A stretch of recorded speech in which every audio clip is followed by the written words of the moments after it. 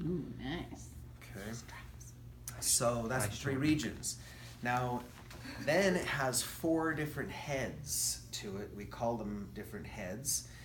The first head is going to be the pieces that mainly are responsible for the pure elevation or extension part.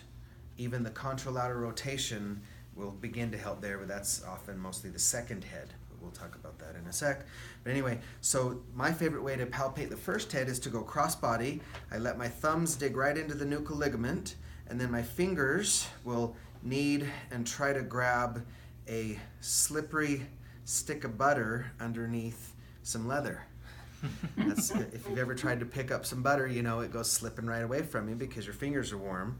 So what if we let him talk, what he'd say he's feeling is that I'm almost gripping this muscle, but as soon as I squeeze, it goes slipping right out from under. In fact, I cannot even get it to, you saw how I was able to do the flip off of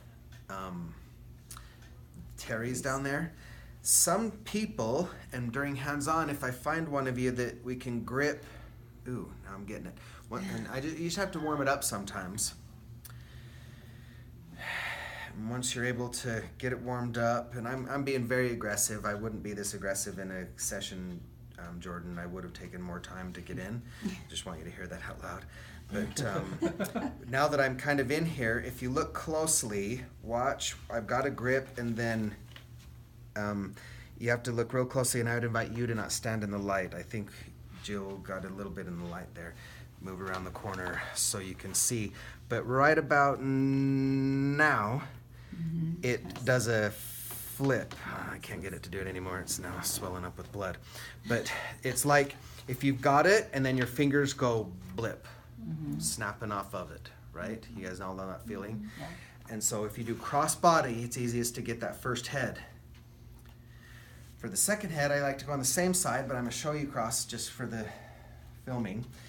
I would be on this side, but I'm going to come over here and just grip this whole top piece of trap. That's the piece you normally think of when you think of your traps. So it's the easiest part. It's the one that, if you know about Star Trek, it's the Spock move or the death grip. Yeah. So that's the second head. Now, if you let your thumb come down and windshield wiper and get this whole mass, that's the second and third mixed together. And then notice I can dive my finger right in the middle. There's the second head, and watch, I'll flip it. See it go right, boom. Now I come to this one, that's the third head, watch it flip, boom, boom. Is there a therapeutic benefit to flipping the heads? Yeah, it kind of feels good. It can help To them or move the you? fascia a little bit, and Okay. I think it's Kind of fun. depends on the person and what their issue is. Jordan, does it You feel know. good? It kind of hurts.